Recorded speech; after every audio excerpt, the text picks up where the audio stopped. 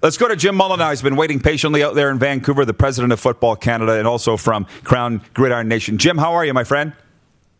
I'm doing well, Rod. How are you? Probably better than you in terms of trying to oversee football in Canada. And can we start with the unpopular decision, because it is unpopular, of Canada West canceling fall sports, and where, what's it been, a week, 2 weeks? Where you sit on that today?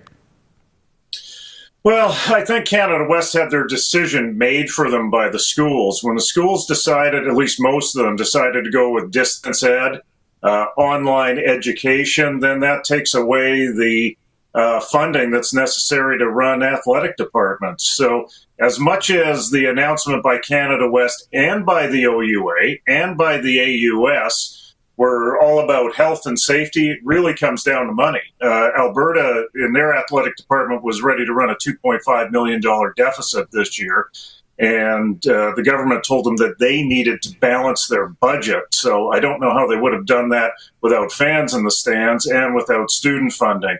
I know in Manitoba, they're facing a similar situation, even though they don't have student funding. So they don't have the money to pay for it.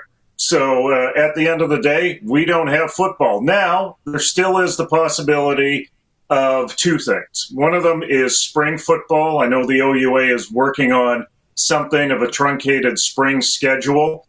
I don't know how they're going to necessarily pull that off.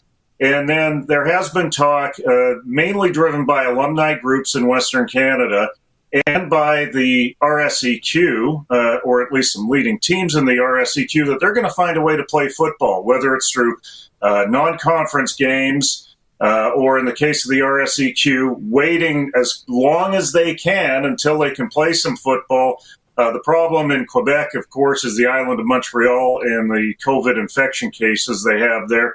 Even if those teams in Montreal don't play, there's still three teams led by Laval that could play some football.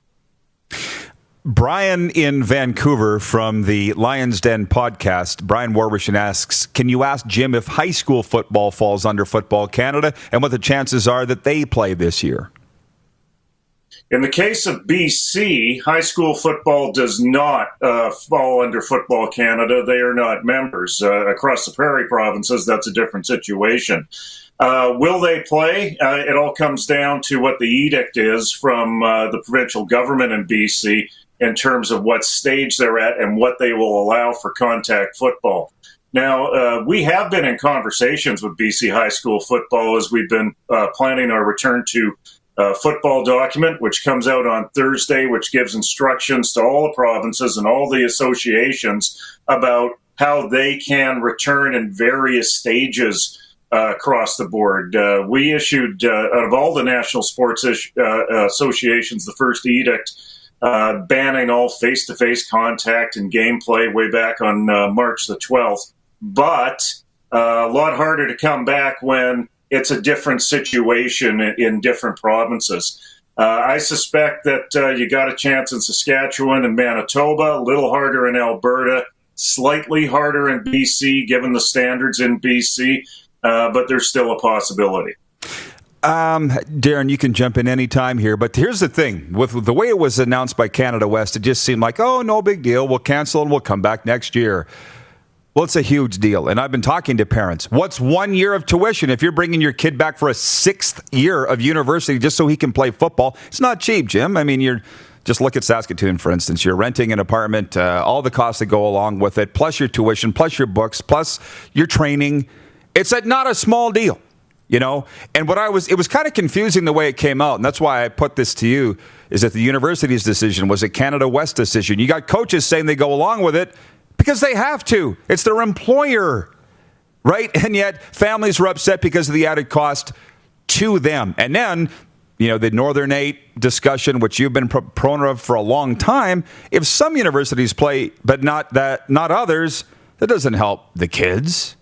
So where do you stand on that? No, you know, there's a possibility of about 6 teams right now playing out of 27. That doesn't work for the sport in the best way possible. with all of those things that you mentioned, Rod, I think that's why that you have alumni groups across Western Canada now associated with these teams that want to find a way to play football, that want to be able to give value for the money that these kids invest to play. Remember, we don't have full ride scholarships in Canada. Another concern as well is that there's been a lot of money and a lot of time and a lot of effort invested into recruiting, and a number of schools recruit from across the country. A lot of those kids will make a decision, maybe if they're sitting out for a year, to maybe go somewhere else, to maybe drop out of the game. There's a number of options that they have to explore as well. So it's tough on families. It's tough on students. On a personal basis, I wish that they would have taken this a little bit further. That being said, this was driven by athletic directors that were looking at their bottom line and saw losses in the hundreds of thousands, if not millions. And when you don't have the money to pay the bills, it makes your decision pretty easy for you. I can see that, Jim, for sure. And so with the eligibility, that's one of the things that have come up, and allowing another year of eligibility. How easy is that to implement when you got new recruits coming in? You might adjust roster sizes, things like that. Is it something you do just for one season? Is it something that you kind of put into a 3-year window? All those eligibility questions, how easy is that to implement, and how much do you see that playing a factor?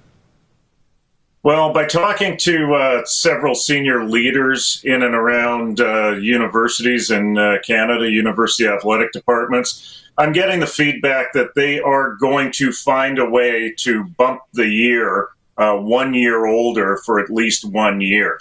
I was a little surprised that in the rush for these 3 conferences in USports to make this announcement, that they hadn't dealt with that already, in terms of accommodating those fifth-year senior players that want to get that extra year in. The other thing, too, is that if there is spring football, if there is non-conference football, anything played this year will not count against a player's eligibility, and I think that's important if any players want to showcase themselves. There's also the other aspect as well of junior football. Junior football is already on the record of saying that they want to start on September the 1st. There have been plans discussed within the BCFC for a 6-game season, and the PFC for a 4-game season right now, where the Saskatchewan and Manitoba teams play each other and the Alberta teams play each other, and maybe there's a championship at the end of it. One of the discussions around that is limiting the number of USports players that you can add to a roster for those PFC and BCFC teams. It's also my understanding that they're taking a money hit as well in terms of fundraising. So at the end of the day, there probably won't be a Canadian Bowl, but there will be a route for about 60 USports players, 60 to 70 USports players, to find a way to get onto a junior roster if their school isn't playing football. Does junior football fall under your umbrella, Football Canada? They do in an associate sort of way. All of the players within the CJFL are members of Football Canada. They're non-voting members. That's something that we're working on for GM. Rod, I gotta tell you, man, over the last 3 months, this has been a 7-day-a-week job. It's between trying to bring reforms in to include more of the football community, like the CJFL, as a voting member, and dealing with the COVID situation, finding ways and means to fund the office when we know that we're going to take a membership hit when grassroots football isn't going to be played in the same numbers. It's been work, it's been steady, and it's been fluid. Things change every day when it comes to this file. For sure. And you're one of those leaders that I admire. I mean, you didn't plan for this when you signed up to be president of Football Canada. I don't like the criticism levied at leaders, but you're used to it. So you're doing a great job, and we got a lot out of this interview, Jim. So I appreciate it. Is there anything else that you'd like to say before we let you go? Well, we have our return to football document coming out on Thursday for everyone in amateur football. It will provide a great guide for everyone right down to the flag and association level to follow. It will coordinate with your government ministries and your government health services. I think it's going to be a very important document for the sport moving forward. I'm keeping my fingers crossed as well for all the guys at the university sports level that they find a way, whether it's a spring league, whether it's a way to junior football. You just got to stay safe. The virus does not discriminate. Jim, good stuff, man. Keep it up. Great job. Appreciate the time. Yeah, you too. You keep it up too. I know what it's like to run your own show, and you guys are doing a fantastic job. Thank you, Jim. Appreciate it. Have a great day. Jim Mullin, the president of Football Canada, joining us. And I'll be honest with you, I got out of that what I was hoping to. Mm-hmm. Jim's thoughts on Canada West and the other conferences, the Atlantic and Ontario, canceling their season. He's not a fan. No. I was surprised that it was rushed. I wrote some of it down. This is tough on families. I wish they'd taken it a little bit further. Non-conference games doesn't do anything for the sport. So, yeah, I appreciate that from Jim. That's one side of it. Yeah, and he alluded, and there was a couple of comments. I know, Jeff in Calgary. In BC, and the reason they're not members, my understanding, but in BC, for the most part, they play 4-down football throughout that province. So the close, and I know it came from the beginning, and I think, because they're separated by the mountains, it was easier for them to go down and play in those coastal states, Washington and such. So they play 4-down football, which is kind of crazy. It's a big difference than we're used to playing, throughout the prairies. But yeah. But when you talk about, adopting the NFL Canada, the 4-down game, it's already happening in one of our provinces. Yeah, BC is very far into that. But look, again, we're Saskatchewan guys. I still believe football's football. Look at all the rinks we played in growing up. The damn airport hangar at Briarcrest was tiny. Fillmore had a tiny little rink. The RCMP here, Depot had you can play on a different size surface. Notre Dame, Olympic size. We all played on that. Yeah. It's not brain surgery, folks. Okay? Yeah. You're watching Rod Pedersen On Demand.